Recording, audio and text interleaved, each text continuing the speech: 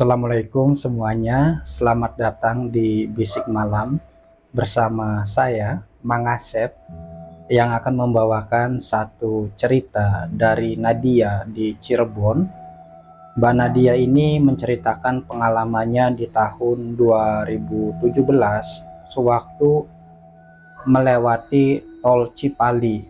Jadi ya seperti yang kita tahu, tol Cipali ini mempunyai banyak sekali cerita-cerita horor, dari mulai proses pembuatannya sampai tol itu udah jadi. Ada banyak kecelakaan yang sering dikaitkan dengan hal-hal gaib. Nah, Mbak Nadia sendiri punya sepupu. Jadi beberapa bulan sebelum Mbak Nadia mengalami kejadian ini, sepupunya itu kecelakaan sampai meninggal dunia di tol Cipali.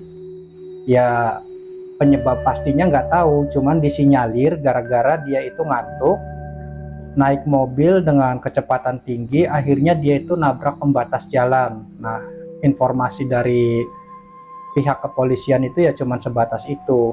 Cuman ya warga kita kan biasanya sering mengkaitkan segala sesuatunya itu dengan hal-hal yang gaib. Katanya ya ada yang bahu rekso lah di situ tuh, ada yang penunggunya, ada yang minta tumbal lah. Hal-hal seperti itu kan ya memang sering terjadi di daerah kita kan.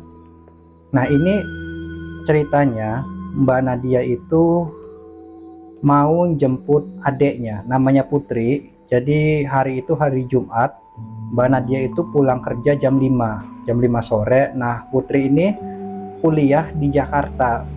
Cuman karena udah masuk liburan semester, terus kondisinya Putri sendiri waktu itu nggak terlalu fit. Jadi Putri nelpon ke mbaknya, Mbak Nadia, ya karena memang Putri ini cukup manja sama mbaknya. Mbak, aku dijemput lah Mbak, katanya. Oh, badan aku kurang sehat, aku nggak bisa naik kereta. Biasanya kan aku emang naik kereta, tapi nggak tahu Mbak, badan aku tuh meriang, aku maunya dijemput sama Mbak biar sembuh, katanya, ngomongnya gitu. Ya Mbak Nadia ya namanya adik kesayangan dia, ya udahlah nanti Mbak jemput. Cuman ya Mbak kan pulang kerjanya jam 5, nanti pulang kerja Mbak makan dulu sebentar, habis itu langsung jemput kamu ke Jakarta, katanya. Iya Mbak. Nah, jadi Mbak Nadia itu jemput Putri sendirian, naik mobil. Mbak Nadia juga kasih kabar ke orang tuanya kalau dia tuh langsung ke Jakarta, nggak pulang ke rumah dulu, mau jemput Putri. Kata orang tuanya, kok nggak pulang dulu Nad? Iyalah mah, nanti aja lah, sekalian aja sama Putri. Oh ya udah, hati-hati, jangan ngebut-ngebut, jangan lamun. Iya. Nah, nggak tahu kenapa di perjalanan ini Mbak Nadia tuh jadi keinget sama sepupunya yang kecelakaan di tol Cipali. Kenapa dia tuh ya meninggalnya tragis kayak gitu, kecelakaan di tol Cipali?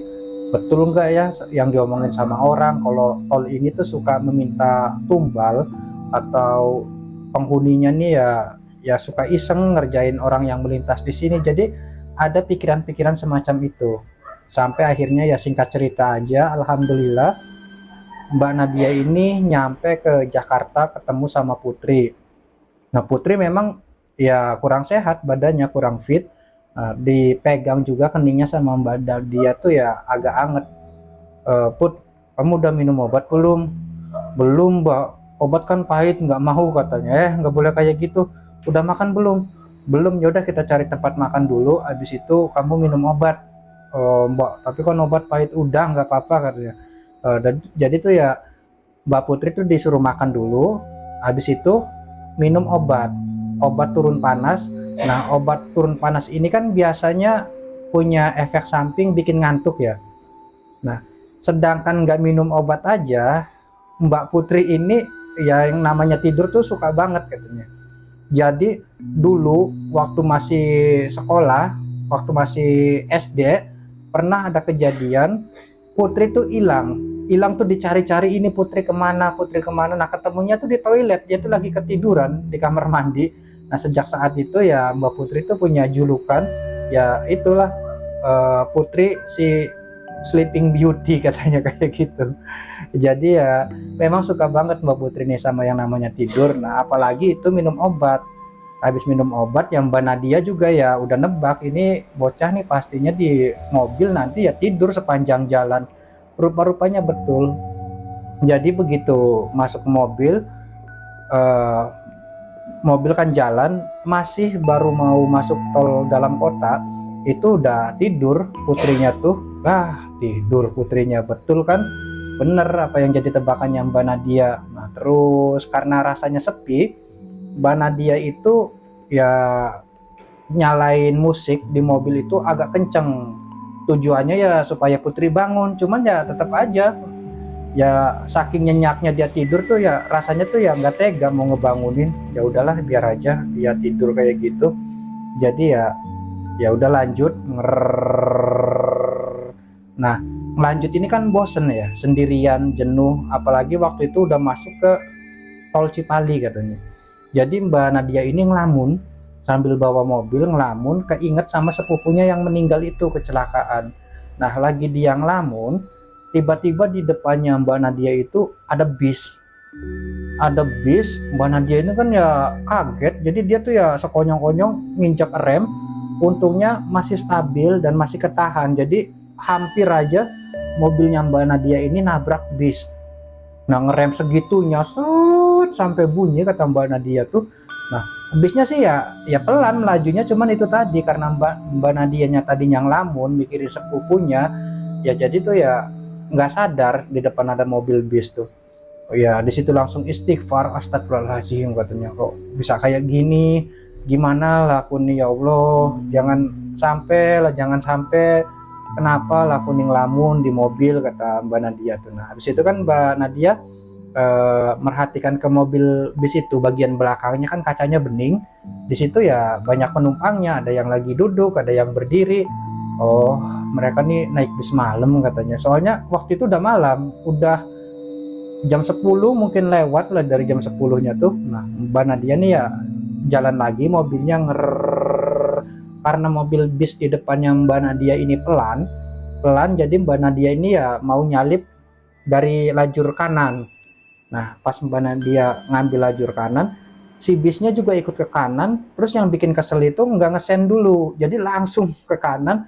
Lah ini maksudnya apa sih bis ini, sampai diklakson sama Mbak Nadia tuh, tetet gitu ya. Cuman ya kayaknya nggak peduli sih mobil bisnya nih. Bikin kesel aja. Sementara Putri ada kejadian kayak gitu, dia tuh ya nggak kebangun sama sekali. Putri tuh asik ketidur aja. Lah Putri nih bener-bener dia nih katanya ya nggak minum obat aja nggak bisa bangun, apalagi ini minum obat katanya kan. Ya udahlah nanti aja sampai Cirebon aku bangunin, yang penting selamat aja dulu sampai tujuan. Mungkin ini karena ya Mbak Nadia juga pulang kerja langsung ke Jakarta gitu kan, terus ya dari Jakarta langsung balik lagi ke Cirebon, ya mungkin ya kecapean gitu, nggak fokus. Nah lagi mikir kayak gitu, Mbak Nadia tuh kan ngeliat lagi ke bagian belakang bis. Tadinya kan banyak penumpang, ada yang berdiri, ada yang duduk, karena kacanya kan bening kesorot sama lampu jauh, lampu tembak. Sekarang nggak ada katanya, jadi nggak ada penumpang satupun. Loh kok nggak ada penumpang satupun, aneh ya kata Mbak Nadia, bisa kayak gitu. Jadi Mbak Nadia kan ya karena ngerasa aneh, mobilnya itu dipelanin, dia ngambil ke lajur kiri lagi, ambil ke lajur kiri. Nah, sementara mobil bis itu tetap melaju, nah terus ngikutin pindah ke lajur kiri lagi. Nah Mbak Nadia kan ya merhatiin mobil bis itu ya, yang tadinya lampu jauh terus sekarang tuh ya di iniin mobil bisnya pakai lampu normal lagi, lampu biasa, jadi nggak ditembak lagi sama lampu mobilnya Mbak Nadia nih.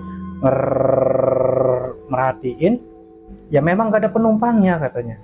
Nah waktu itu Mbak Nadia tuh iseng cetak lagi, penumpangnya tuh banyak lagi waktu itu, ditembak lagi sama mobil bis itu.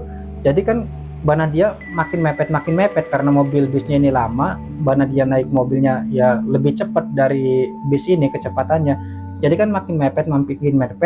Nah sebelum Mbak Nadia nyalip, jadi kan ya kasih kode dulu pakai lampu tembak. Nah tadinya kan penumpangnya kosong, sekarang tuh penuh lagi penumpangnya tuh banyak. Kok kayak gini kata Mbak Nadia, ini apa-apaan sih, Berarti aku emang udah kecapean, pikirin Mbak Nadia waktu itu masih positive thinking. Kayaknya aku emang kecapean deh kayak kalau kayak gini. Ya udahlah, aku salip aja mobil ini. Nah, dan jadi Mbak Nadia tuh ambil ke kanan, nyalip mobil bis ini, disalip kan ya. Sekarang tuh mobil bisnya nggak ikutan pindah ke kanan. Jadi seolah-olah dibiarin sama si mobil bis itu Mbak Nadia tuh nyalip. Nah, pas Mbak Nadia nyalip mobil bis ini, Mbak Nadia kan ya pas berdampingan sama mobil bis ini, Mbak Nadia tuh nengok ke arah mobil bis.